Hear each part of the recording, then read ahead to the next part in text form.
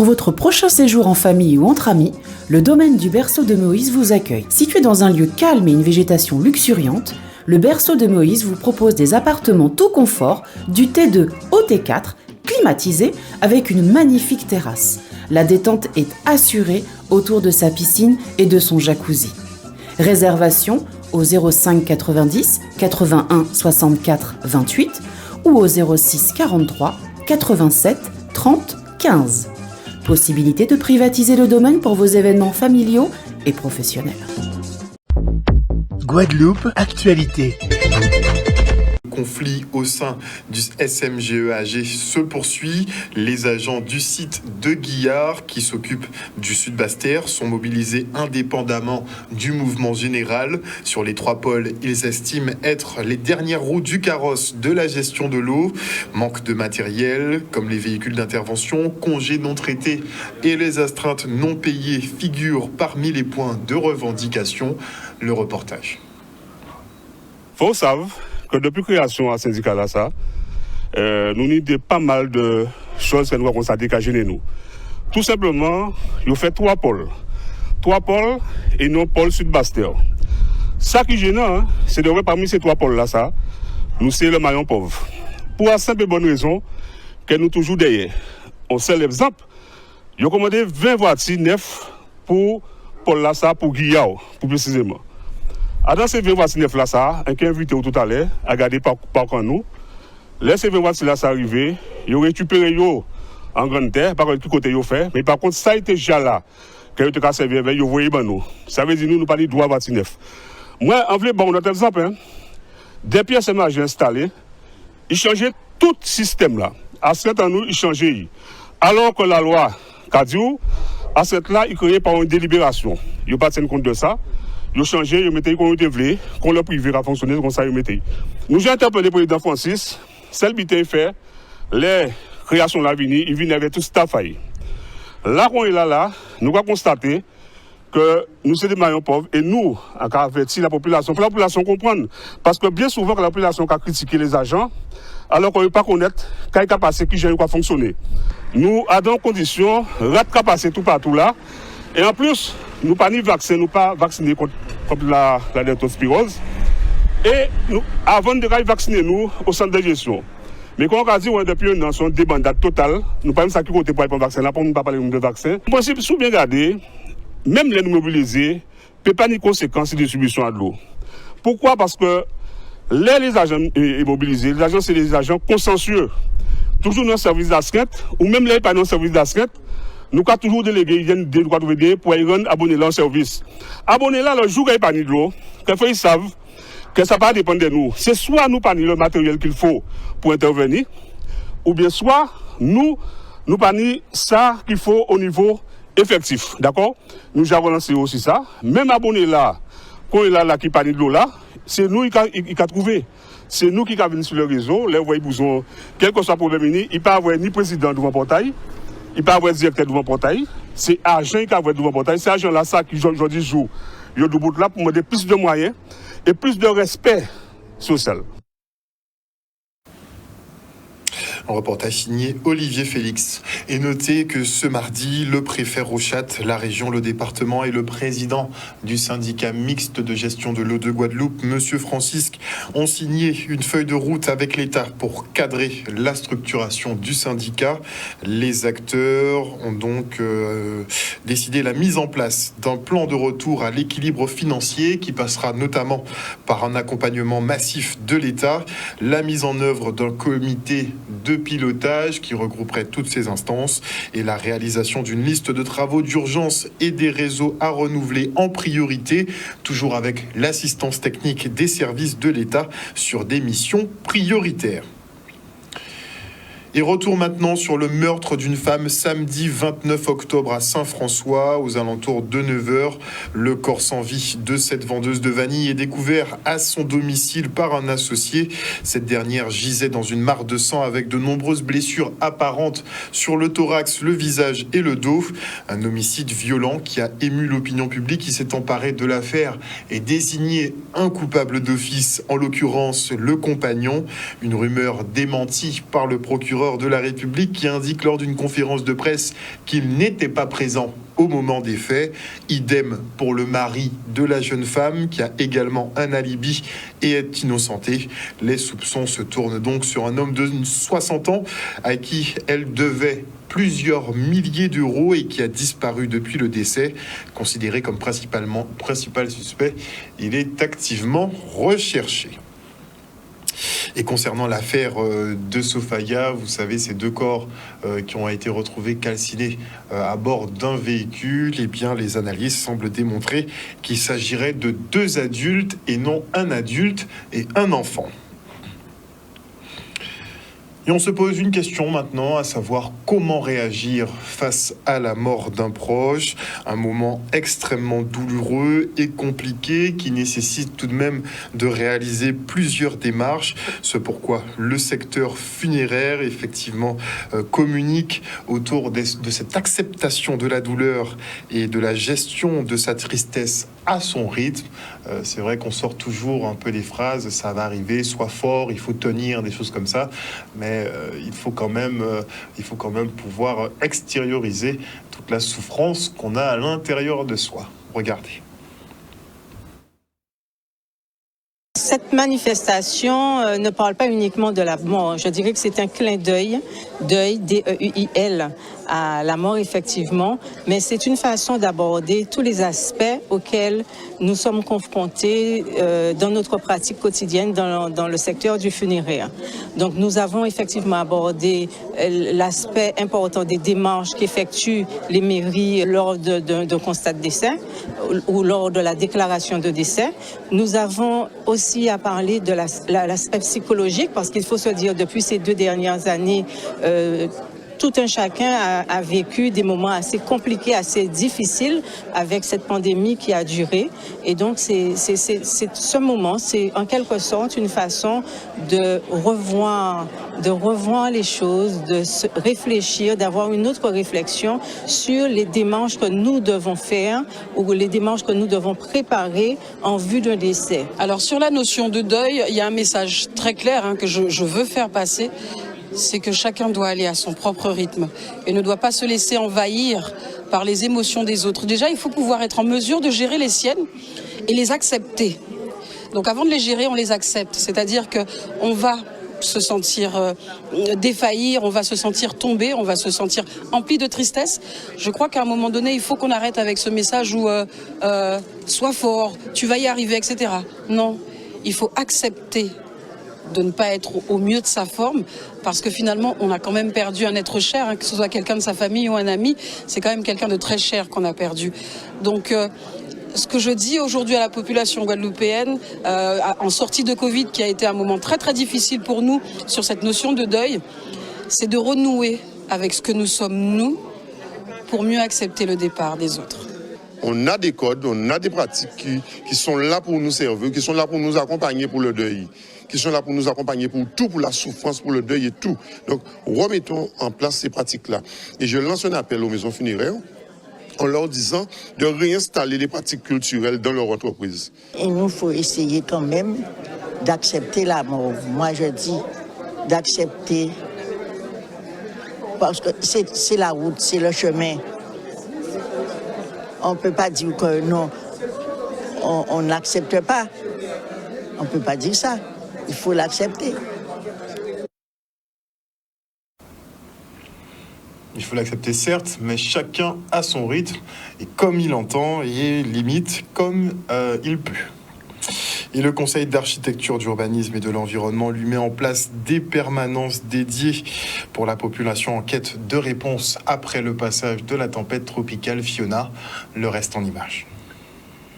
Suite au passage de la tempête tropicale Fiona, nous avons décidé, CAUE, de mettre en place ce qu'on appelle des permanences dédiées, de manière à conseiller le plus en aval possible et non le plus en amont possible la population en matière d'architecture, d'urbanisme, de construction. Bien évidemment, ça ne remplacera pas les dégâts qu'ils ont eus, mais notre but, c'est de les conseiller en aval. C'est une pratique du CAUE. Vous savez que le CAUE, son rôle, c'est de conseiller le plus en amont possible, mais aussi lorsque le besoin s'en fait sentir en aval, la population, et gratuitement en matière d'architecture, d'urbanisme, de patrimoine, etc. Et donc par rapport à cela, nous avons décidé, au niveau des communes sinistrées du Sud Basse-Terre notamment, de rencontrer la population à travers ces permanences. Et c'est en cela que le CECAS de Trois-Rivières a mis en place cette permanence avec une communication à la clé permettant de recueillir les doléances de la population. De ce que nous avons déjà eu comme entretien personnalisé avec les personnes que nous avons reçues, ils ont subi pas mal de dégâts, inondations, écoulement des eaux pluviales mal canalisées, et c'est là qu'on voit qu'il y a une faille en matière d'aménagement au niveau de la Guadeloupe, parce que ce que les gens nous disent, ça nous renseigne aussi sur ce qu'il convient de faire de manière plus globale en matière d'aménagement. Donc là, il apparaît notamment qu'il y a une faille à ce niveau-là, au niveau de l'entretien et de l'écoulement des eaux pluviales. Le réchauffement climatique oblige, il y aura de plus en plus de phénomènes tels que Fiona, il y aura les pluies seront de plus en plus fortes, de plus en plus abondantes. Et donc, le drainage, l'écoulement des eaux pluviales est quelque chose de très important qu'il convient de prendre en compte dans la planification, tant dans la planification opérationnelle que dans la planification réglementaire à travers les plans locaux d'urbanisme. Demain, nous avons également au CECAS de la commune de Baïf une permanence dédiée permettant justement d'accueillir la population. Et on s'aperçoit qu'à travers les échanges que nous avons eus, les personnes que nous avons déjà reçues, qu'il y a quand même pas mal d'explications que les gens n'ont pas forcément. Et c'est ça le rôle du CAUE, expliquer en des termes clairs les tenants et les aboutissements de l'urbanisme, de l'architecture et des conseils en amont qu'il convient de leur donner dans le cadre de leur projet de construction. L'écoulement des eaux pluviales qui est donc mis en cause, mais on peut aussi parler des constructions en zone inondable, des déviations de cours d'eau ou encore les comblages excessifs dans certaines zones du territoire guadeloupéen. Le département, lui, organise des campagnes d'information à destination des bénéficiaires du RSA. Et aujourd'hui, la ville de Gosier accueillait des ateliers estime de soi, CV, lettres de motivation, positionnement professionnel et base informatique. Regardez. Les bénéficiaires du RSA se sont déplacés pour cette manifestation qui tient beaucoup à cœur au conseil départemental parce que c'est une manifestation qui permet prioritairement de mettre en relation employeurs et employés par le Job 971, ce dispositif qui existe au conseil départemental depuis quelque temps. Et nous avons des partenaires qui sont présents ce matin, comme le Pôle emploi, comme la mission locale, qui sont aussi là pour donner des informations dans le cadre des conventions que nous avons avec ces organismes. Les salons coiffure solidaire main de fait margé dans le cadre des API conseil départemental. Donc aujourd'hui, nous sommes là pour pouvoir recevoir les bénéficiaires du RSA et également les proposer, les ateliers que nous proposons. Donc nous proposons 4 ateliers, atelier estime de soi, l'atelier CV, lettre de motivation, positionnement professionnel et base informatique. Je suis venue ici parce que j'ai été convoquée par le conseil départemental sur les différentes propositions que les partenaires peuvent nous aider dans nos démarches, quelles que soient les formations ou bien les emplois recherchés. Bon, je dirais que d'après les informations que j'ai obtenues, ça a été, je dirais, satisfaisant pour moi. Et par la suite, je verrai ce que ça donnera. Un reportage signé Michel Depape. Et on part pour le comité de clôture du projet PACAM qui vise à développer les activités liées au cirque dans la Caraïbe. Le reportage. Projet Amazonie Caraïbes Danse et Cirque qui réunit en fait plusieurs territoires autour d'un projet de développement du cirque, de favoriser l'émergence en fait du cirque sur des territoires de la Caraïbe, de l'Amazonie. Donc ce projet réunit 6 partenaires. Métis Goa est chef de file de ce projet, donc en Guadeloupe. Pour nous, ce qui était super, c'était de pouvoir imaginer un projet qui fonctionne sur notre territoire à Bagneux et qui puisse en fait continuer les rencontres avec des Guadeloupéens. Et la question de la danse, elle est très importante dans le cirque. Donc en fait, on réussissait à réunir 2 disciplines artistiques, qui étaient une discipline sur la danse qui est très forte et très implantée en Guadeloupe, et une discipline circassienne en Hexagone, qui était aussi notre cœur de métier à Bagneux. On est clairement sur nos territoires dans une dynamique de professionnalisation et aussi de création de passerelles entre les territoires. Donc nous, on travaille avec un chorégraphe qui est algérien mais qui vit à Bordeaux. Et du coup, ça nous a permis de voyager, d'avoir une vraie perspective élargie de notre travail. Et aussi en fait de danser aussi avec un autre confrère de Guyane. Moi je suis de Martinique et du coup ça permet aussi de voir toutes les similitudes qui existent entre nos îles. Et lui qui habite en Guyane d'ailleurs, c'est sur le continent d'Amérique du Sud. Mais du coup en fait ça donne une bonne perspective et de voir qu'en fait on n'est pas si éloigné, tu vois. C'est surtout l'émergence de nouveaux arts, de nouvelles disciplines en fait sur le territoire. Donc c'est un moyen de lier le cirque et la danse sur nos territoires. La danse on connaît, mais on amène, on développe, on fait l'émergence. Il y a déjà du cirque sur le territoire, mais c'est pour le développement du cirque, amener de nouvelles pratiques, de nouvelles disciplines. Et aussi on s'intéresse beaucoup au public scolaire pour leur donner envie, leur faire découvrir ces métiers du monde du spectacle et leur ouvrir aussi le champ des possibles. Et maintenant, je reçois Pierre Sainte-Luce, auteur du livre Transfiguration. Bonsoir, monsieur Sainte-Luce. Bonsoir. Alors, on va déjà parler du titre de l'ouvrage, quand même, qui n'est pas banal, Transfiguration. C'est quand même un terme assez religieux, qui est presque lié au Christ même, je crois bien.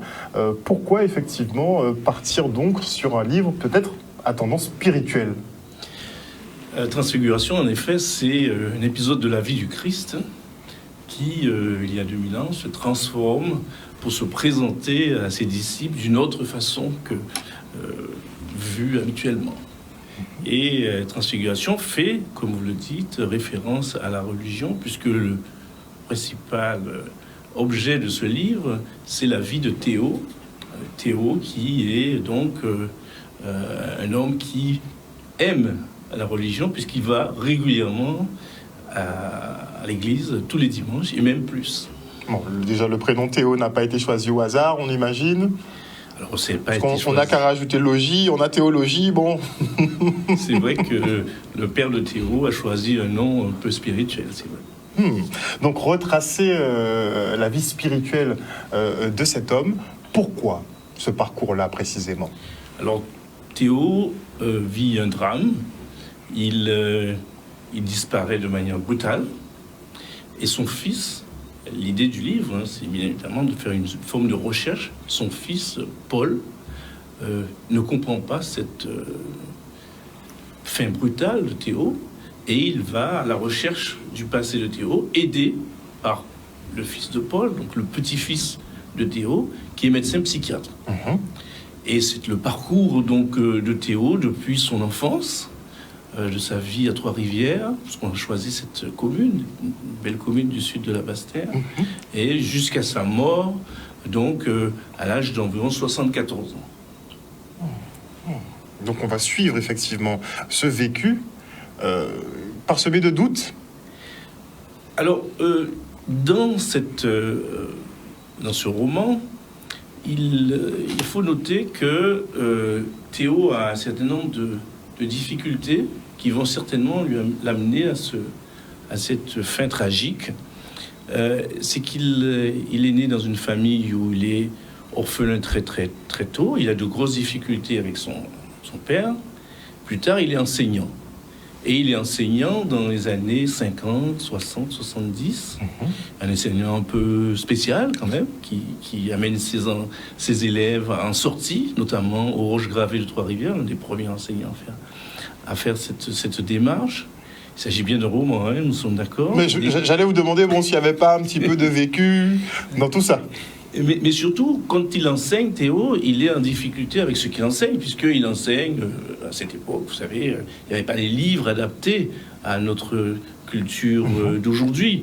Donc il est très proche de tout ce qui est La Fontaine, Molière, et pas du tout proche des écrivains qui existaient déjà, mais qu'on n'enseignait pas. Donc il avait déjà ce traumatisme de ne pas pouvoir enseigner les arbres, la végétation, l'histoire de sa région, d'accord ? Plus son traumatisme personnel d'enfance, et il y a un troisième traumatisme, on va dire, qui est le fait d'être un enfant d'esclave, puisque nous sommes en Guadeloupe, nous avons cette génétique, ce qu'on appelle aujourd'hui l'épigénétique. Des expériences ont été faites notamment sur des souris qui ont été stressées pendant un certain temps, et les générations d'après ont évidemment cette difficulté du stress qui existe de génération en génération. Donc Théo a tout ça en même temps, ce qui fait ce qu'on appelle en anglais le kinding, qui est un embrasement, tout ça mélangé, tout ça ensemble fait que Théo ne peut pas vivre correctement, et il est souvent en hôpital psychiatrique. Alors un ouvrage à portée spirituelle, à portée métaphysique, qui traite aussi de notre patrimoine en la matière, dont les quimbois, les malédictions, qui ont une touche particulière dans l'ouvrage. Absolument, puisque ça fait partie aussi de notre vie. Hein. Vous savez que dans les régions, notamment dans les campagnes, et la campagne de Trois-Rivières, on sait clairement c'est un endroit où il y a eu beaucoup de sorcellerie, de soucougnants. Et Théo, lorsqu'il est petit, évidemment, il s'agit, je le répète, de quelque chose de tout à fait inventé. Et Théo est donc un peu l'assistant, quand il est petit, d'une célèbre sorcière qui s'appelle Paulette. C'est une vraie référence ou pas ? Alors, bien sûr, en lisant le livre, vous verrez un petit peu les secrets de Paulette. Notamment, Paulette est aussi une soignante, puisqu'elle utilise les sangsues pour traiter un certain nombre de pathologies. Ce qui était assez courant quand on regarde bien. Moi, je me rappelle de mon papy qui se soignait au sangsues. Il avait son bocal et il se soignait au sangsues. Absolument. Je ne sais pas si aujourd'hui on utilise beaucoup la sangsue. Je crois pas. Mais à l'époque, dans les années 30, 40, quand Théo était petit, il est vrai que les sangsues en général étaient très utilisées. Donc un livre qui effectivement gravite un peu autour de nos messes et l'habitude. On va dire, je vais pas vous poser trop de questions parce que sinon on va raconter un petit peu tout ce qu'il y a dans l'ouvrage. J'ai vu qu'il a été préfacé par Raphaël Confiant. Absolument, c'est un grand honneur pour moi d'avoir pu obtenir une préface de monsieur Raphaël Confiant, qui est professeur de littérature à l'Université des Antilles et de la Guyane, et qui est un écrivain très, très connu à travers le monde. Et donc, il a eu l'avantage de me mettre un petit mot. Je ne suis pas le seul d'ailleurs, puisque nous avons Ernest Pépin aussi qui m'a beaucoup encouragé pour cet ouvrage, qui est un ouvrage un peu, on va dire, archipélique, puisqu'il fait référence aussi bien de manière anthropologique aux différents écrivains des États-Unis, mais aussi d'Europe et surtout de la Caraïbe, on dira. Mais aussi du point de vue géographique, on se balade entre la Réunion, la Guyane, la Guadeloupe, Paris. Donc tout ça, paraît quelque chose qui correspond bien à notre culture créole. Outremernews.fr, le site de l'actualité Outre-mer, 24 heures sur 24 et 7 jours sur 7. Retrouvez la chaîne Outremer News sur YouTube.